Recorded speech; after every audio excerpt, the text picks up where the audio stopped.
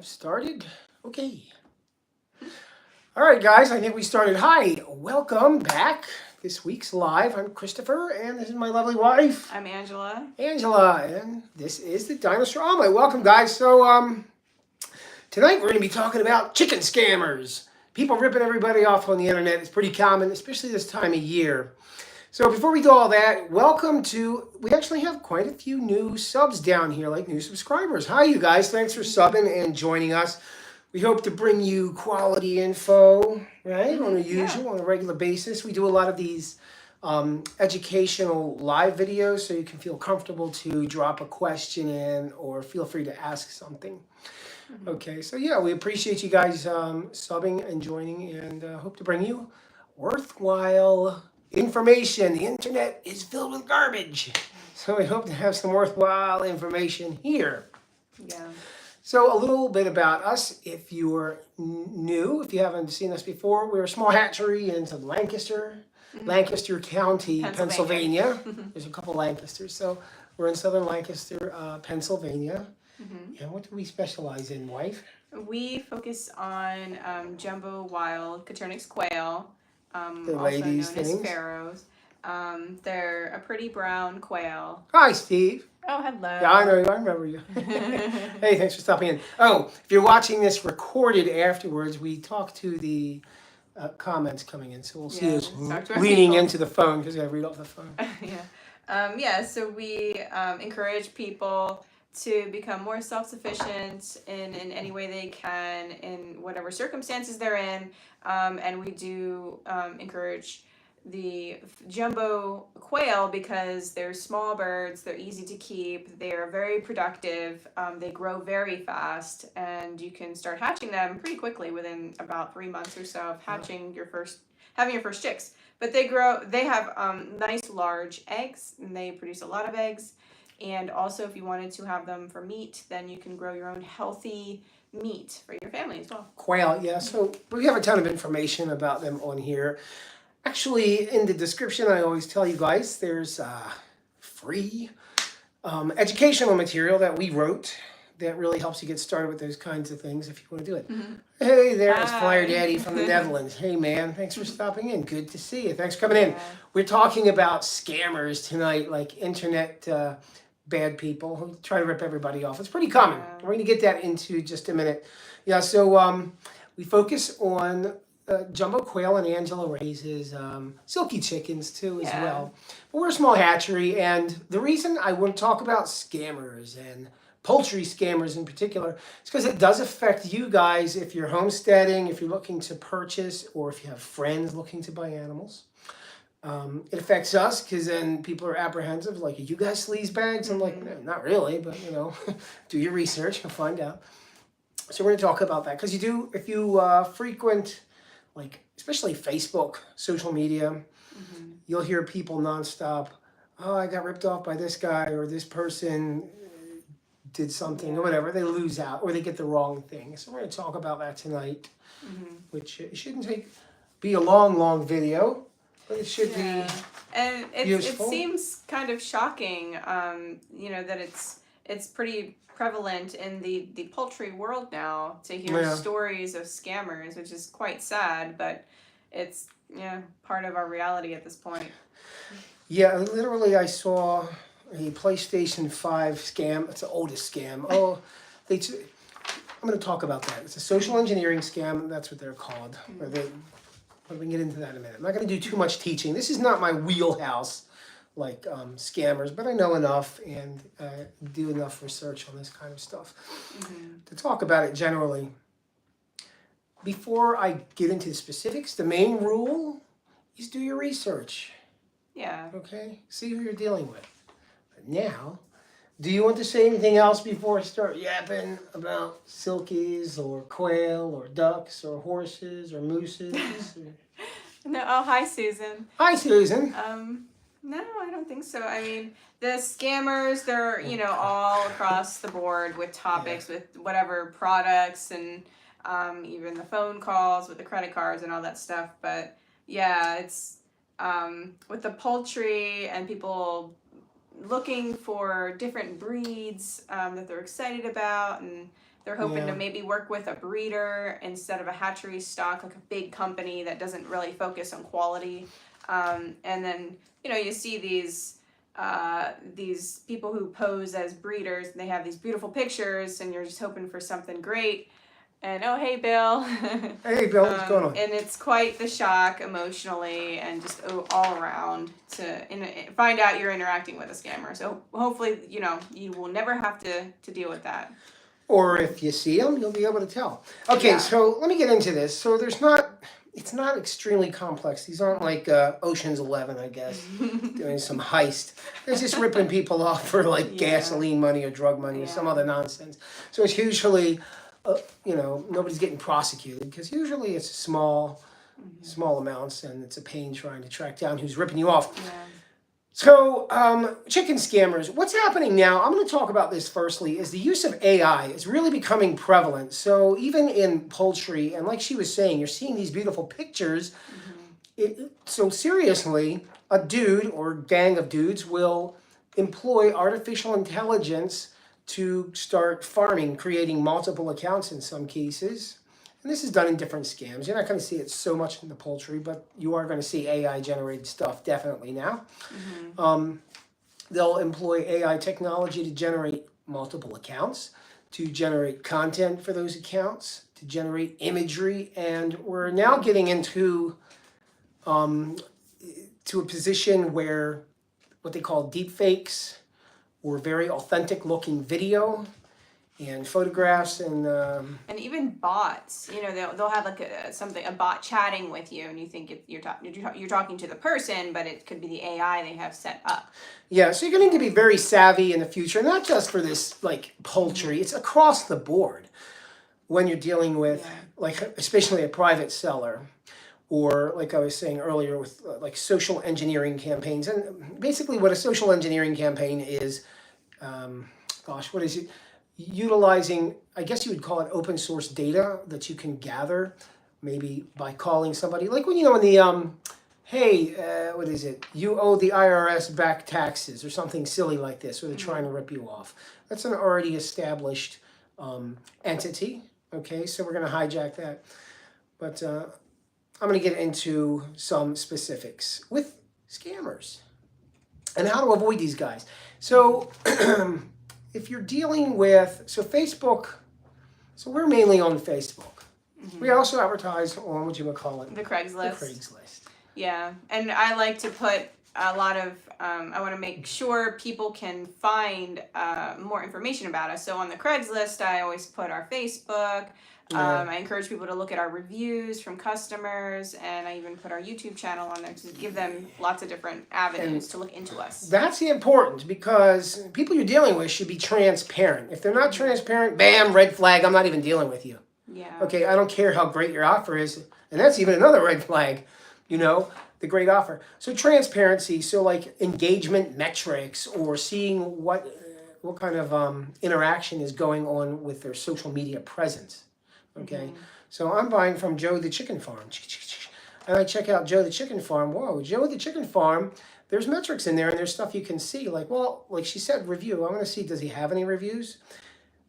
Some of these guys, like I said, they're going to be employing multiple accounts, and so they'll cross-review an account from other erroneous accounts, and they'll have a low number, 4 or 5, maybe 6 reviews that are, oh, Joe's Chicken Farm is great. So that's kind of a red flag. I'm not saying somebody who's just starting out. There's a lot of people just starting out in different businesses, and they don't have the review. And some people have had their business for a while and just hasn't focused on acquiring reviews. So that's why it's a combination of things as you're doing your research into somebody or into a business. But that's okay, because if they've been around for a while, you're going to see they have a substantial profile. You're just flipping through, and basically these profiles on social media, they're storefronts at this point. It's not. It's like you're driving to a store. Okay, legit. There's a store. I see it. If it's just a boarded up building, I'm not going in. But the social media profiles are basically their storefront and their presence. So if there's nothing there, it's another huge red flag. It's a new account. We have this beautiful chicken. It's $120. It's a great breed, and et cetera, et cetera.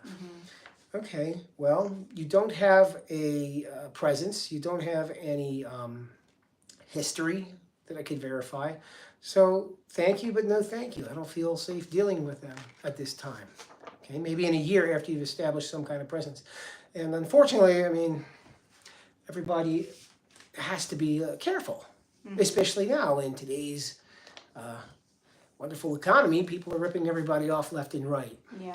And again, not just with these birds, it's everywhere. You're going to get it in the mail, texts, SMS messages, text messages, direct messaging on Facebook, phishing scams. It's very, very prevalent. And then, of course, I believe, we don't mess with the Instagram too often, but I think there's plenty of people who work with Instagram and have their businesses there.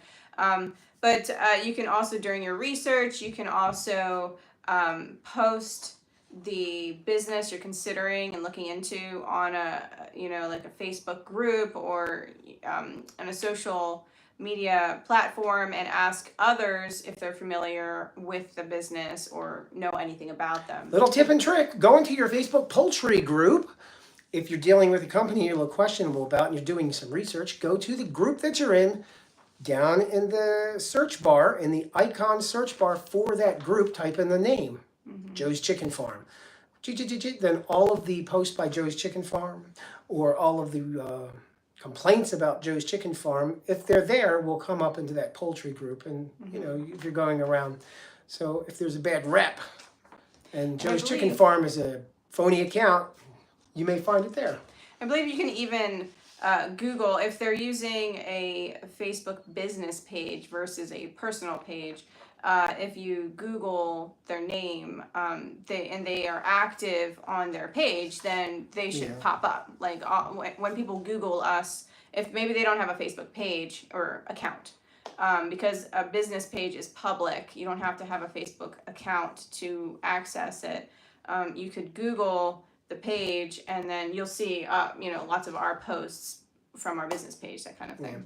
Yeah, that's not to toot our own horns here, but the reason we do a lot of this stuff is to be transparent and let people feel safe. Like, these guys aren't two scammers stealing money from people. They're legit. So, okay. And it breaks down one of those walls of, the trust barrier, because you need to know that you can trust who you're dealing with. And if you're dealing with just random people, it's kind of hard. I have lots of Texas A&M whites and Celadon birds, real cheap, free shipping. Laugh out loud, trust me. Yeah, exactly. Yeah. Right. Well, that's, I'm going to bring that up. Where was it? That was lower on my list here. Know your local market prices. So if you're seeing birds coming up, because there's a lot of new to poultry people, new chicken people, and they're getting ripped off left and right. And if they're birds that are known to be kind of in demand and maybe difficult to find, and then all of a sudden the seller's popping up and it's like super easy suddenly to get them, You'll find like trends like the Seramas. Yeah, right. Somebody will have, this is a cheap, whatever the price is, real cheap. We don't have any history. I have generic photos that I stole off of somebody else's profile, which is common. How you're going to determine whether or not a photo's been stolen from another site, it's kind of difficult to do. Reverse search doesn't really work that well because the algorithm just looks for chickens and it'll just find similar chicken pictures and maybe not that exact one. I'm not a huge tech guy. I'm like a mid-level nerd. I'm not a super nerd. But so know your local prices. So if Bill's selling me his chicks for 50 cents for a dozen, I'm going to be like, oh, wow, that's a great deal. Or whatever, And then you're losing whatever the price is that you're sticking into there because of his con, which piqued my interest. And they might, buyer beware, they caveat might emptor. have, like if they're shipping, maybe their shipping will be a lot more, because they'll try and get you wherever they can than usual.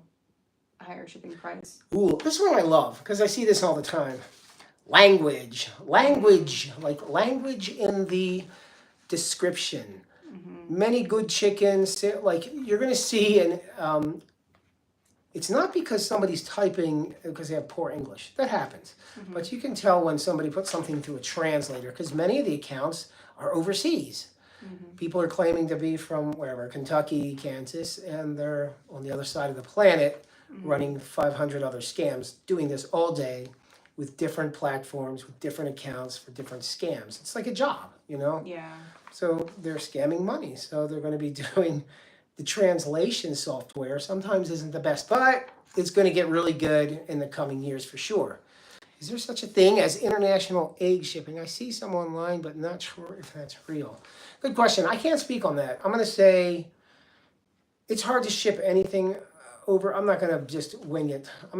I don't know. Yeah, But I think some people are able to do it, but I would expect the international shipping, they would be a business that you can certainly research well. yeah, I mean, U.S. ships to Canada, and we ship, back and forth. As far as I know the bigger companies. it's probably per nation, customs, etc. So that would be look into it Yeah. to see who you're buying from, where they're shipping from, and make sure they're legit, of course. Yeah. So yeah, the language is an issue. You're Yeah, if they're claiming to be from a state where you're familiar with the language, the dialect, the way people talk, and they are using words that definitely sound foreign, like kindly and oh yeah, kindly. that's I see just that all people the don't time. usually say it, kindly get back to me or whatever. In a lot of U.S. states. Yeah. So but yeah. that's a translation issue. So when they're Yeah. running their scam through a translator, it doesn't come out very good. Again, discernment. Not everybody is a scammer, but you Yeah. have to be careful because there are foreign people living in the United States who are Right. first generation who don't speak English. And then legitimately, that's the way they speak. So again, if you're doing your research into them and seeing other people's experience working with them, then And yeah, that's why it's not one thing. It's a combination of checking into things. my whole position is I'm not dealing with you. If I get even the slightest hint of like what, I'm not even wasting my time. I'm not giving the benefit of a doubt. I'm not doing this.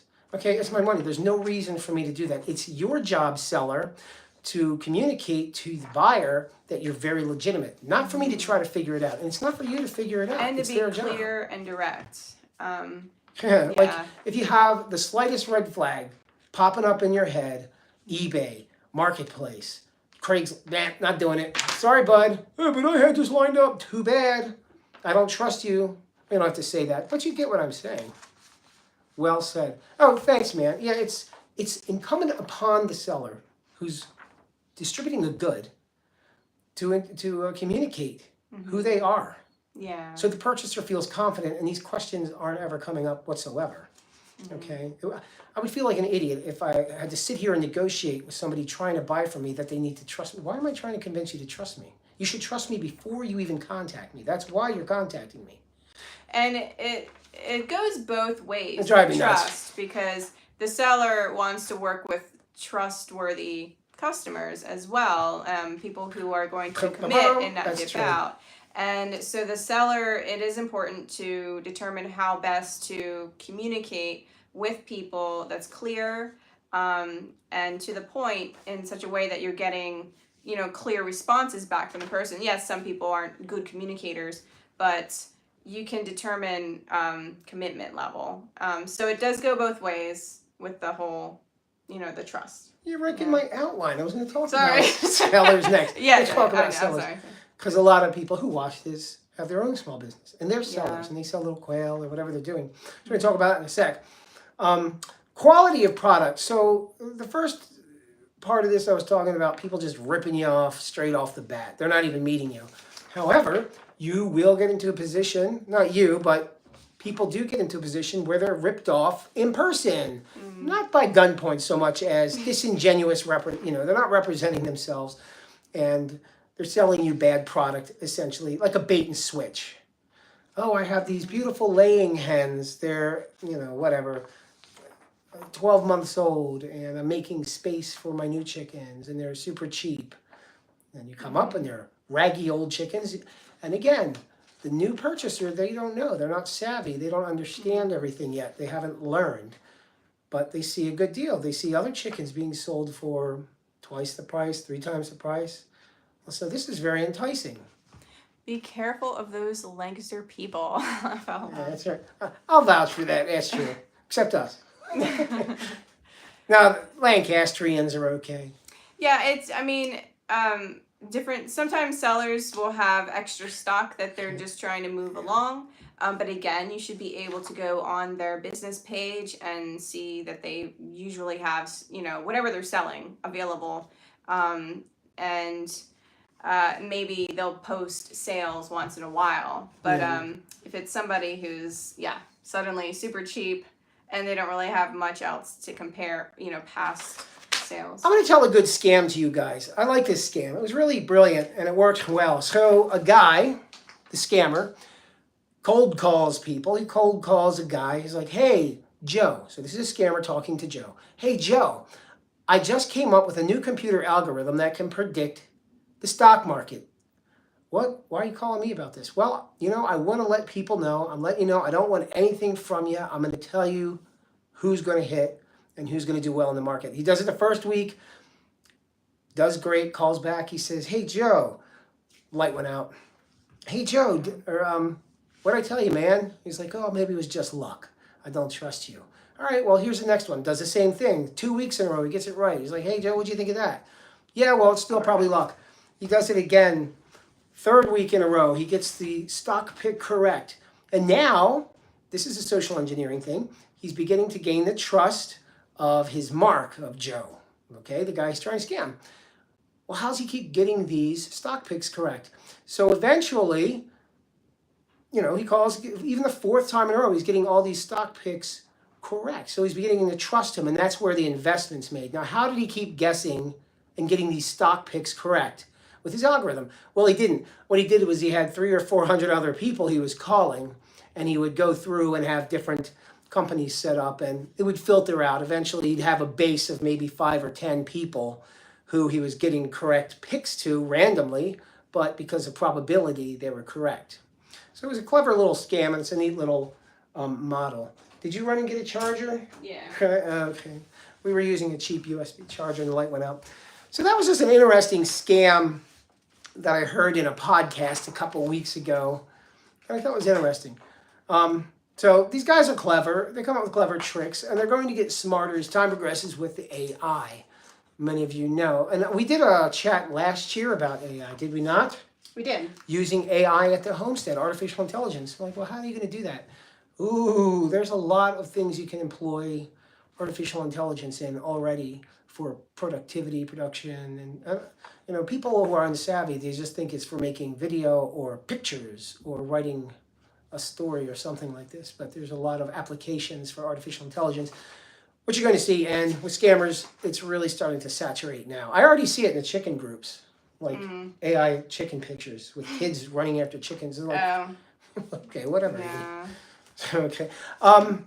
Okay, another thing with what? I don't think you did this one here. Deposit. I'm gonna go on that in a minute. Oh, okay. Shipping. So a lot of this is done through shipping. Hey, I want you to ship me these emu eggs or this thing or that thing.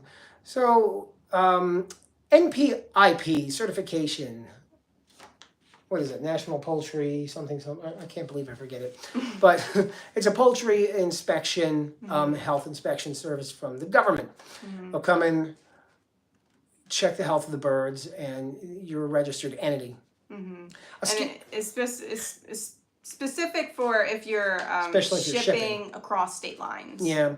So if somebody's shipping an egg, ask them for this information. If they don't have that information, just don't deal with them, especially if none of the other stuff is present. You don't have a business presence online at all. Okay, why am I not finding you on Google, on the Facebook, or anything? I can't find you, and you don't have this. That's okay. I'm going to pass on the emu eggs that seem pretty cheap, and they were cheap. They were $12 a piece, and I was going to get 5 of them, and then I don't get anything. Yeah. So NPIP number, ask for that if you're, especially with shipping. Right. Anything else I wanted to bring up, which are the big red flags with dealing with these Facebook and social media scammers, because that's where a lot of this is taking place. No, but like I said at the beginning, due diligence, do some research, look into the people you're dealing with. Ask questions. They should be very forward with information. If they're concealing anything, red flag. I'm not dealing with you. Okay? You did a poor job. I ain't buying from you. You can be assertive with random strangers on the internet asking you to give them your money. It's perfectly okay to do that. That's nothing wrong with this. Mm-hmm. Okay.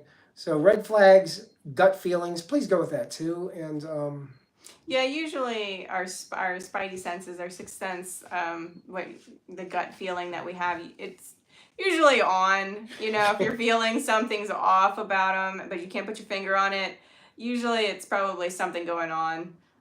So either pause your forward motion, working with the person, do more research, or just stop. You know, altogether. oh, and if you get a friend request from one of these sellers, don't do it. Because if he's running a scam selling chickens, they also run phishing scams where they get into your profiles to get information, and it's a way to reverse engineer and get passwords and other things. Or steal your profile. Go in, grab all your photos. That's how a lot of people get. I'm sure you've gotten a fake friend request from a friend that you thought friends you or already family. had, and how did that happen? Oh, it's because some scammer stole all the information off of there. They create the profile and then they send out messages to all of those contacts. Using the picture they stole from your family or friend. As you're already acquainted. It's pretty simple stuff, Yeah. but it's very prevalent. And that's why you really need to do your research. Find out who you're dealing with. If you have for sellers, if you have a business account, business page, then friend requests that's a personal page kind of thing. And you would have likes. If they are pushy or broken English, red flags. Yeah, definitely. You know what? Flower Dad said something earlier and I missed it. As you might know, eggs in Holland aren't cleansed when they sell them in the store, right? Some scammers here buy those cartons with eggs and resell them. Oh, wow. If you hatch them, some chickens will come out. Some eggs will come out. Oh, yeah. Yeah, they're fertile. That's cool. Not the scammer part, but the hatching part. Yeah, and that they keep them unwashed, which is best for the egg. You know, here in the U.S., we scrub them, bleach them, and then coat them in a chemical. And eggs are porous. And then put them in the fridge and feed them to humans to eat. Yeah. So, I don't know. I guess a lot of the European markets are better than in the U.S. I don't know how it is in Europe. I'm pretty sure Western diet's taken over there, but in the U.S., everything's toxic and processed. Like all our food is horrible in the grocery store. Maybe the produce on the one side and the dairy on the other side, you can find edible food. But the majority of everything in the modern grocery store, you know, that's sprayed with chemicals during the growth process of the plant, and So a lot of our metabolic illnesses here in the U.S. are directly contributed to dietary behaviors from the grocery store and the processed food, which is, over here, I'm getting on a tangent, but it's interesting stuff. I love that because food and diet is very important because it's cornerstone to our health, well-being, mental and physical health. It affects your daily life, day-to-day living. And that's part of the reason we started doing the critters. Some foods from the U.S. are banned in the EU. Yeah, they probably should be. They should be banned here. I don't want to get into it. It's the same thing. Like, nobody is looking out for you. Yeah. You really have to educate yourself. And unfortunately, ironically, with the abundance of free available information, like everywhere, you can get good quality information in your pocket. People don't have the incentive to put in the effort to do so.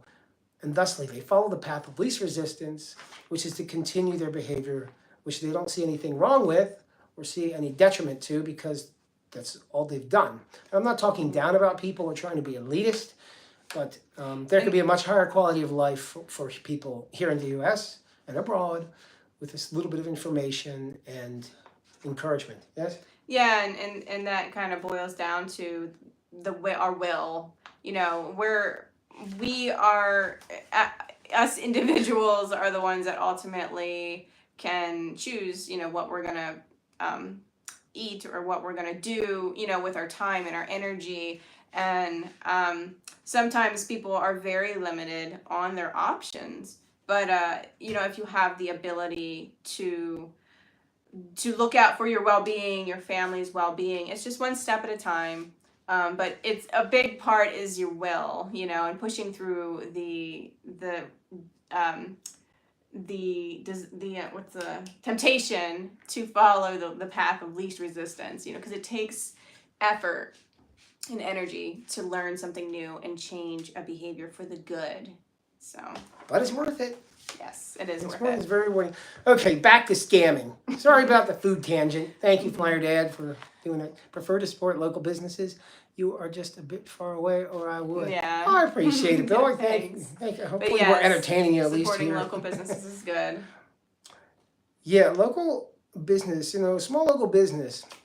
They feed or they starve depending on the effort and the quality of the work they put in. So if they're putting in a good amount of work, they don't have the benefit of large scale like a giant company.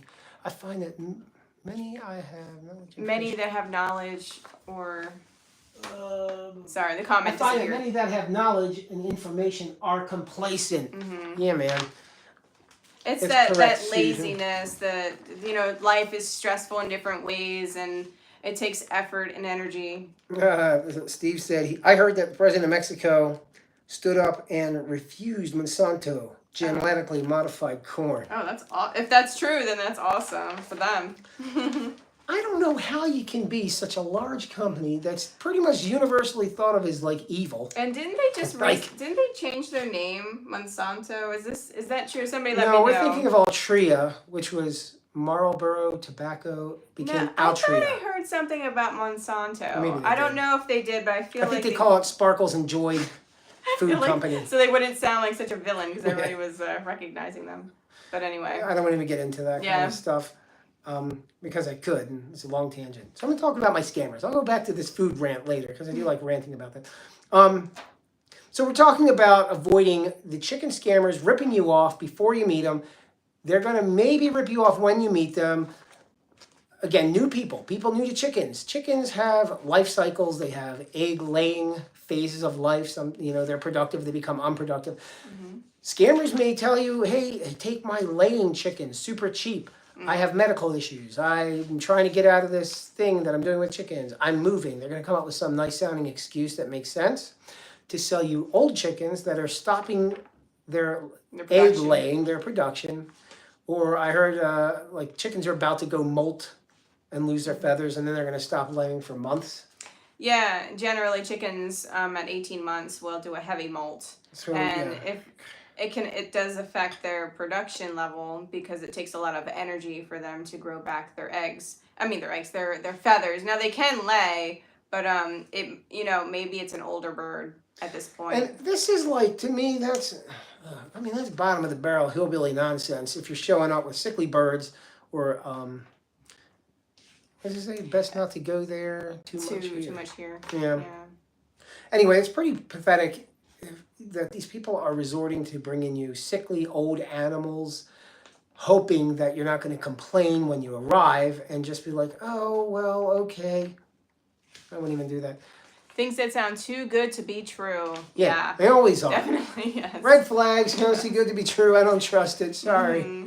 I was born at night, but not. There's pros and cons to everything. So something that sounds good, it should have cons to it because there's the balance.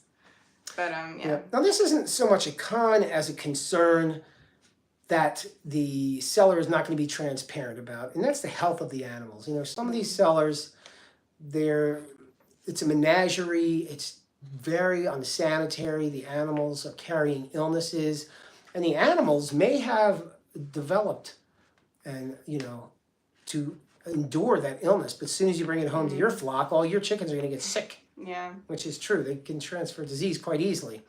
So you want to know, again, transparency. Are we dealing with quality breeders who are attentive to their needs as far as their health and well-being are going, and their sanitary needs? See if there's maybe if the breeder has like video or just like plenty of past evidence showing their birds that they generally sell and keep that depict them, that show them as being healthy, thriving. Perhaps they have some videos to see them moving.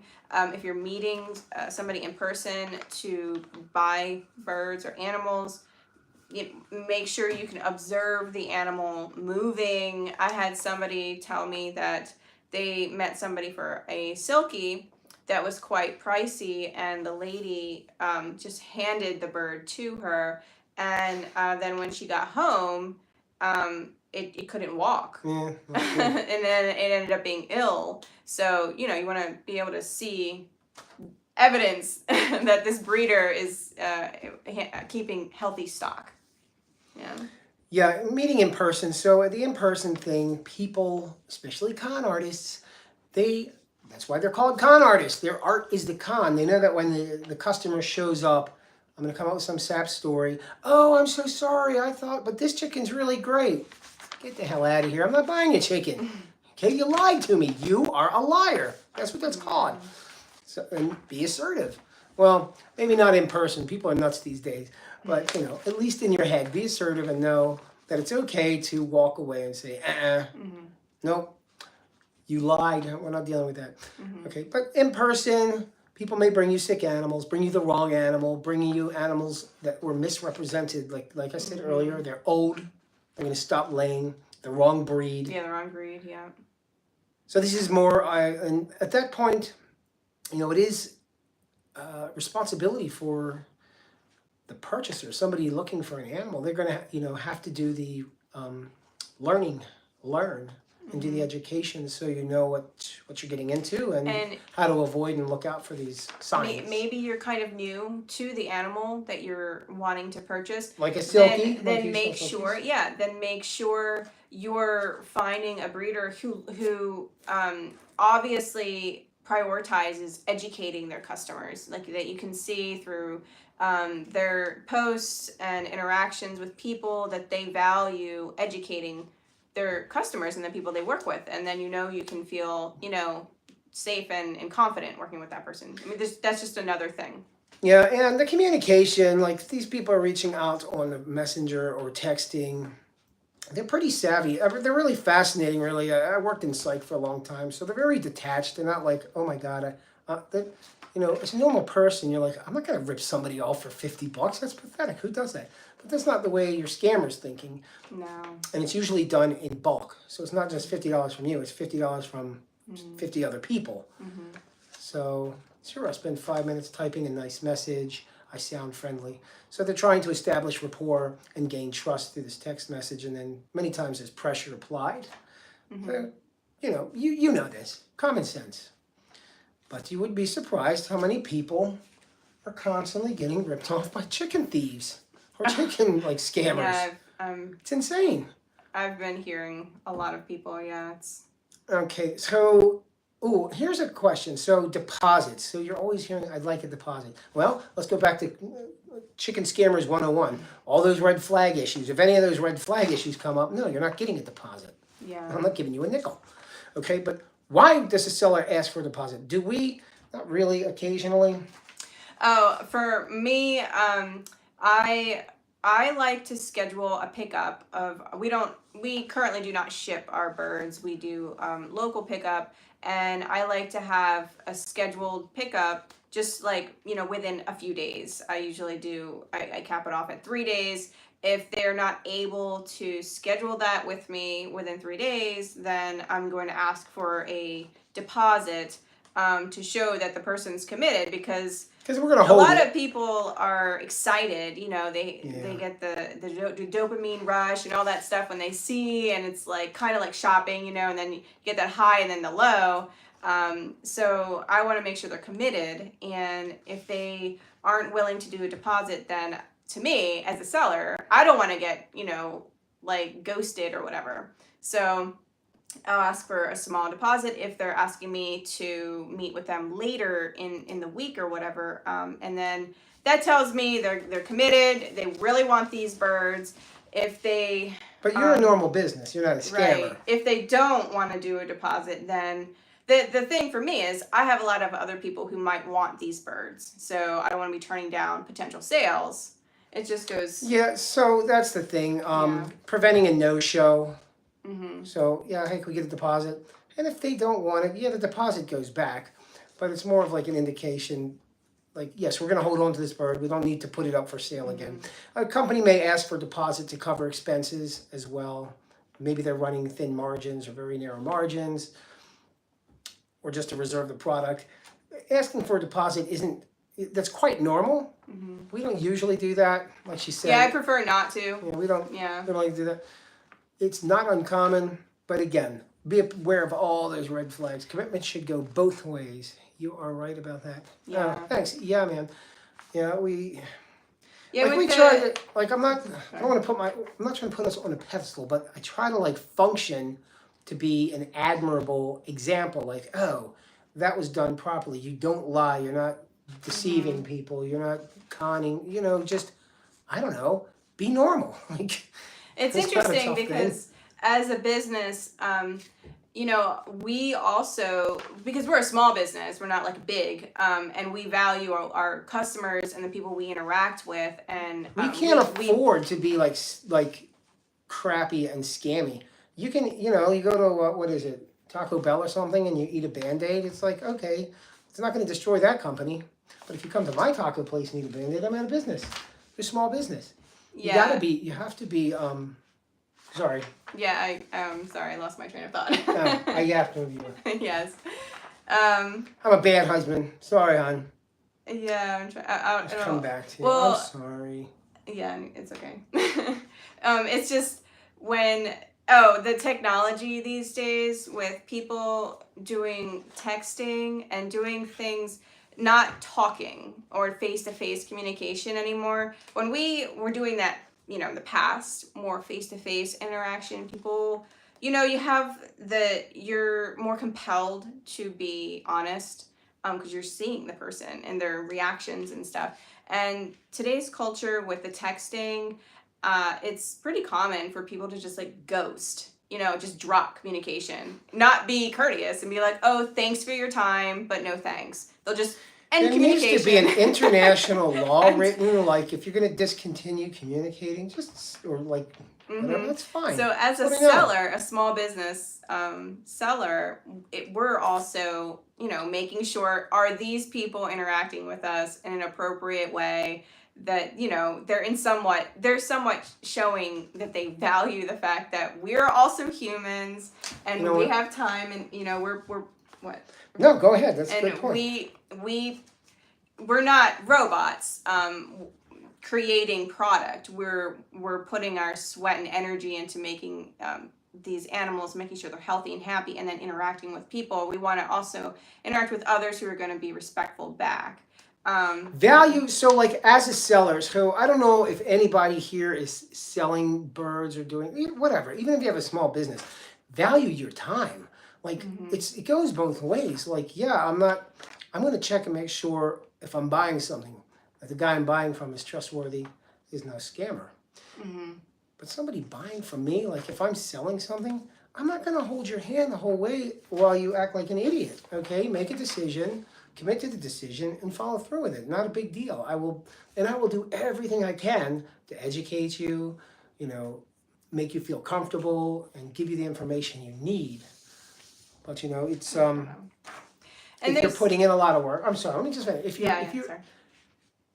If you're investing yourself into your product, which is you, an extension of yourself, you should respect that and expect it to be respected as well. Not everybody will. I mean, that's just human nature.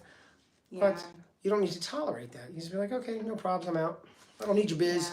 We'll just roll. No. Yeah. Some people they get used to that online shopping mode, buying stuff off Amazon, buying stuff off the internet, and then with doing that, you're not, there's the human component is removed. So with us people, when we're working with small businesses, we have to also keep in mind people like to shop around and compare and like kind of figure out like which business do I want to give my money to and get product from, whether it be animals or not. But with small businesses, we have to make sure that we're interacting in a human way and not like very. I've had people who it's very sterile and. Oh God, yeah, and because they're used to that, like click a button. Don't interact with humans. Which is fine. That's fine. But just so anyway, just getting back to the point of it goes both ways with the communication and yeah. So did you want to? I think you were talking about the sellers, like reasons why the sellers might do the deposit. Were you finished? with that. Yeah, I went over that. The reason sellers want to deposit reserve product. Yeah. Just to make sure they have a committed purchaser. Cover expenses. Some companies run on a thin margin, and perhaps if it's an expensive product, yeah, like if I'm selling grand pianos, I'm gonna want a deposit. That's a $67,000 piano there, buddy. I'm gonna get a deposit on that, and because it's a thin margin, a profit margin, and they need to cover expenses. And preventing the no-shows, or like she was saying, the ghosting. When you go to buy a car, what do? They say, go home and think about it? No, they're like, sign now! Because they know the guy he's got this dopamine, he's all excited. And it's not like, ooh, wow, I really like this thing. Give me 30 minutes and I'm going to be like, I want a hamburger. My mind is going to change. So when somebody's coming to you, yeah, you would want them to, you realize as a seller, this person, they're going to be very excited. And of course, they're going to go back to regular thinking in about half an hour to an hour, and I don't want to have to be sitting here getting many people calling and canceling. And we don't do that, but companies do, and that's not uncommon. Yeah. Yep. Okay. So deposit doesn't necessarily mean, it's normal. Totally normal for people to ask for deposit. But the red flag things, the scammer indications, keep an eye out for all that and do your research, especially with these small starter-uppers and backyard businesses. If they're not established, I wouldn't even deal with them. No offense, backyard businesses that aren't established. It's difficult in the first year for these small companies, but we have to do it. You have to do that. You have to be considered a scammer by all these people because nobody trusts anybody, and you have to establish your reputation. Yeah, and there's effort into it with communicate, like we were talking about earlier about communicating well. Well, that also goes into how you're presenting your product. What are the words you're using? How are you using like full sentences, or is it just very, like lowercase? Like how professional are you showing yourself in your wording, in your posts and such? I know everybody who goes on Craigslist, you can see plenty of sketchy looking ad posts. Not everybody is good at speaking and writing, which is fine, but it does, it can communicate whether trust whether it's true or not. Now, did you want to mention with the payments, like don't scammers always like, like a gift card or that sort of stuff? That's different scams, but like they do that online, too. Yeah, the gift card scam is something that usually you're not seeing with chickens, but yeah, you can see gift card scams. With their payment options or something. Yeah, as a payment option. Yeah. Well, again, that should be a huge red flag. A salesman gets pushy with me, that is always a deal breaker. Yeah, right. That's the thing, man. I respect the intelligence of the human being. If the human being is given the information and given the tools to know how to use that information, I don't need to convince anybody of anything. You have, through the pathway of causality and rational thinking and logic, you will come to an accurate decision. Or human beings should be able to make their own decision, free will. But you need information to make qualified decisions. I agree with that. Don't pressure me. Ask me yes or no, accept my answer, and smile. And educate, provide information. Yeah. But that's the thing, like, I don't believe in any kind of coercion. So any kind of coercion to elicit an emotional reaction to curry for my benefit. That's kind of shady. Like we tell people great things about Quail all the time. But I'm not going to tell them, like, emotionally manipulate somebody into wanting to buy a stupid quail. No. Like, here's the benefit of it. This is why we like them. Does that make sense to you? Would it apply to you? If so, that's great. If not, that's also cool. A lot of people don't want to do anything like this, and that's perfectly fine. Make your own decision. I agree with it. I can't stand pushy. And then you run the seller, you run the risk of getting somebody writing something bad about you, and then you want good reviews, you want good feedback. Thanks, or Steve. People sharing you. Thanks, Steve, like my rant. Yeah, well, you know what? I really would rant about that. Like, pushing me into a sale is saying, you may as well say this to me. I would actually respect it more if you said to me, sir, you're too stupid to make your own decisions.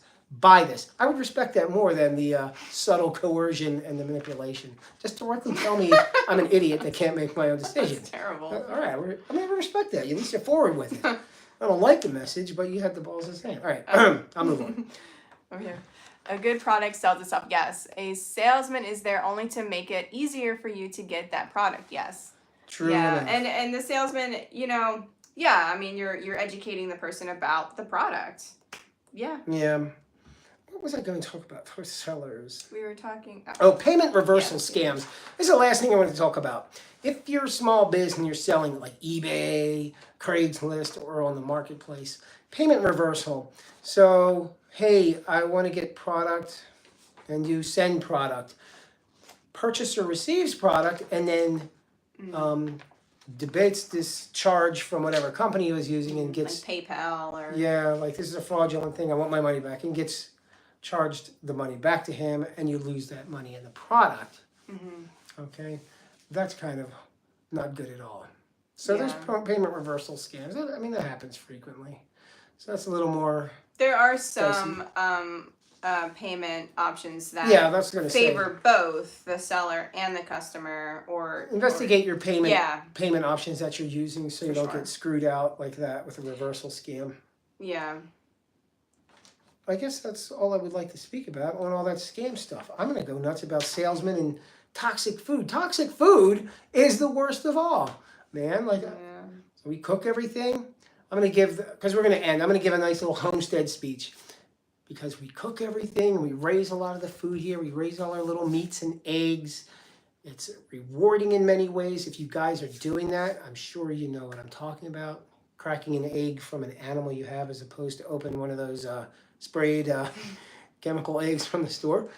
It's a rewarding experience. It's nutrient dense, it's healthy.